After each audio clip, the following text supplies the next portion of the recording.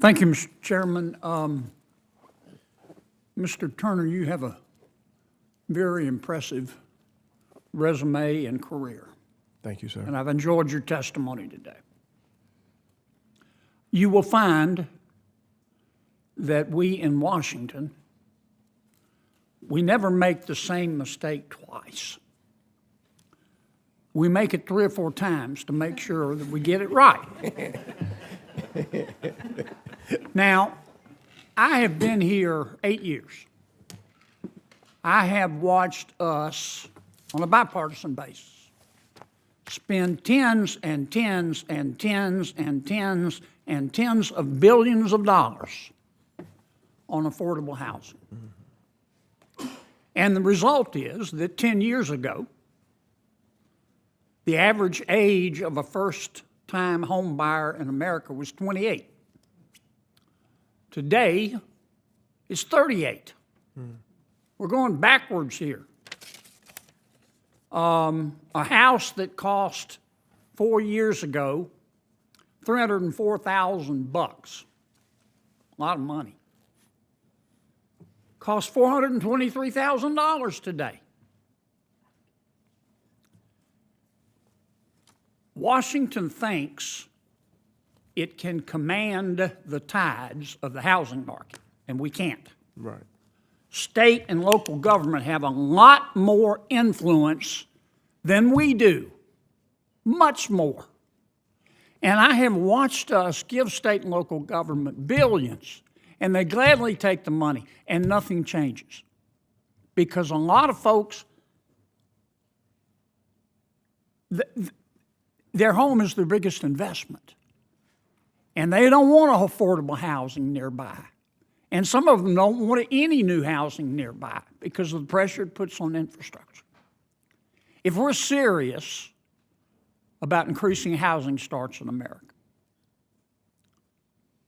and I doubt this will happen because I don't think we in Washington have the oranges to do it. But we would turn to every state and say, look, we expect you to increase housing starts every year by 3%. Could be 2, could be 4, 3%. How you do it is your business. If you don't do it, we're going to cut by 1.5% all of the federal aid that we give to you, across the board. If you exceed the 3%, we'll give you an extra 1.5%. Canada's in the process of looking at this. Now you will see many in state and local governments have an epiphany. And they will get started looking at their zoning standards, looking at the set-asides and the setbacks, and have an honest conversation with their people. What do you think? Thank you, Senator Kennedy. So I appreciate our time together, and thank you for your thoughtfulness and your ingenuity and thought. You know, incentives do a lot. I know playing in the NFL, you always wanted to get incentives in your contract. So does a stick. Yes. Stick does a lot, Yeah, too. it does. You know, the incentives we had back in the day were a lot less than the incentives I see these players getting now. But anyway, I think that returning that control back and encouraging innovativeness and encouraging that accountability back to the states, I think is a great idea. And I want to hear more about that with you, but I do believe that when we incentivize growth, we incentivize building, we incentivize, you know, certain aspects when it comes to affordability, you know, competition always brings out the best.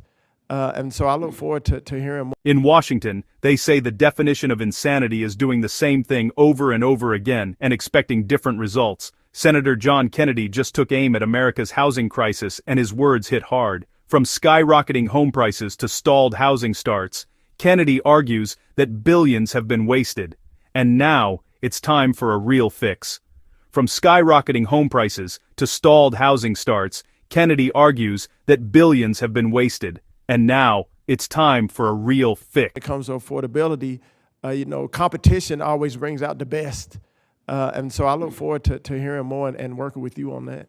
This isn't a question. Let me just give you an observation. You undoubtedly know this. One of the headwinds you're going to face now is the cost of insurance. I'm not talking just about flood. That's bad enough. I'm talking about fire and extended coverage.